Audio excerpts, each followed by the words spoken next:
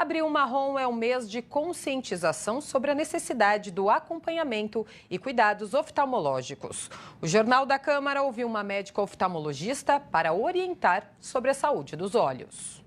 Estudos da Organização Mundial da Saúde, a OMS, indicam que até 2050 os casos de cegueira e deficiência visual podem dobrar.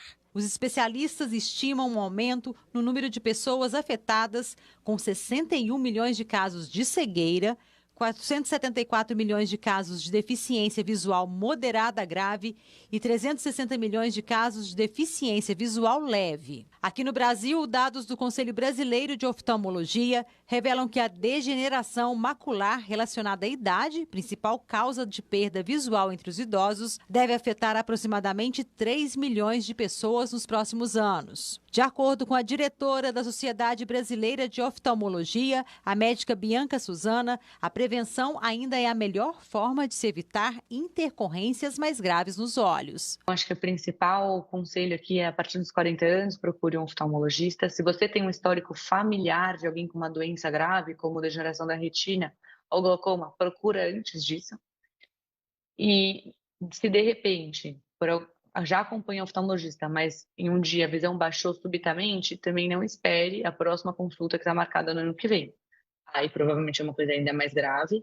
Entre elas, a gente pensa em descolamento de retina e tem que procurar o oftalmologista exatamente no dia em que a visão baixou. Ainda segundo a Organização Mundial da Saúde, quase 50 milhões de brasileiros enfrentam algum tipo de distúrbio visual. Deste montante, 60% dos casos de cegueira ou deficiência visual são evitáveis se forem detectados precocemente. Algumas das principais doenças que afetam os olhos são a catarata, o glaucoma, erros refrativos, retinopatia diabética e degeneração macular relacionada à idade. Muitas delas começam ainda na primeira infância. O que eu acho importante a gente salientar para os pais, principalmente, é que as crianças muito raramente vão se queixar de que estão com a visão ruim, não estão enxergando bem. Elas vão falar isso quando elas já são mais velhas, têm mais de 8, 9, 10 anos, estão na idade escolar. Agora, o período crítico para a formação visual é antes dos 7 anos.